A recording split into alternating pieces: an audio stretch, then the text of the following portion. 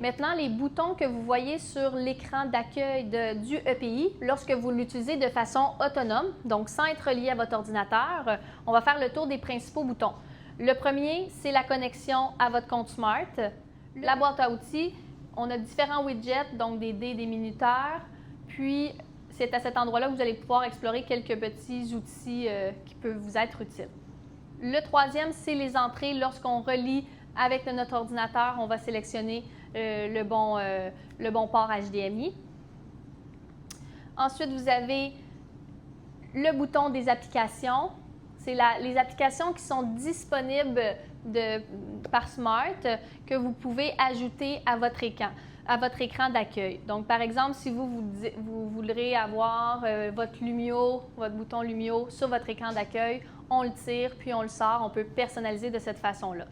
Ce n'est pas pertinent d'avoir tous les boutons partout parce qu'à d'autres endroits, on les retrouve. Par exemple, ici, les outils Google, on a déjà le bouton Google Disc.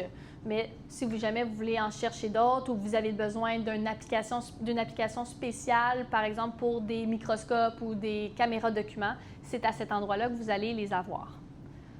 Ensuite, vous avez le bouton qu'on appelle de split écran, split screen. C'est lorsque vous voulez travailler avec un site web et une page blanche. Donc, on doit ouvrir d'abord un site web et une page blanche pour le modifier. Je vous montrerai dans une autre capsule. Le bouton maison, c'est le même qui est physique ici. Vous avez le bouton retour en arrière qui peut être utile lorsque vous êtes dans des sites web pour revenir à une autre page ou revenir à votre écran.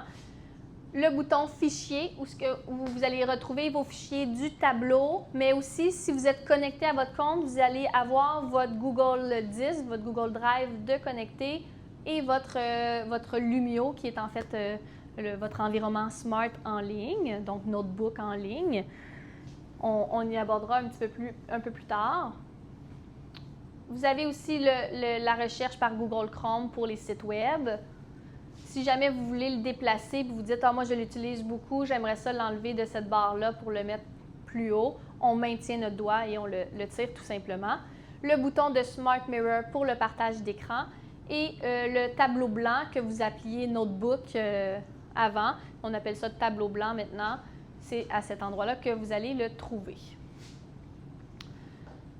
Donc, voilà pour les principaux boutons. Un autre bouton sur l'interface qui peut être intéressant, c'est le cadenas. Le cadenas, il sert à mettre un code qui sera connu de tous les employés qui utilisent le local, mais peut-être pas des élèves. Donc, on met 4 chiffres, on fait suivant, on remet à nouveau le code et maintenant l'écran est verrouillé. Donc, c'est peut-être plus pour certaines clientèles, certaines classes que ça peut être utile. La seule chose, assurez-vous de mentionner ce code-là aux autres utilisateurs de votre local. Si jamais on ne se souvient plus de ce code-là, on doit redémarrer complètement l'écran. Un autre élément qu'on peut utiliser sur le tableau, sur l'interface, les fichiers récents. Si jamais je veux pas les voir, les fichiers récents, je peux enlever complètement la boîte. Mais souvent, on aime ça avoir les 4 derniers fichiers que nous avons ouverts.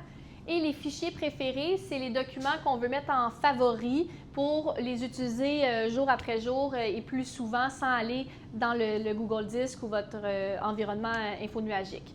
Donc, comment ça fonctionne? Si jamais vous voulez enregistrer une routine ou un travail que vous voulez faire avec vos élèves, vous appuyez sur le bouton « Fichier » dans le tableau blanc, « Nouveau tableau blanc » ou « Nouveau fichier Lumio ». Les deux, c'est des possibilités. Et ensuite, vous travaillez avec les élèves, vous faites votre enseignement.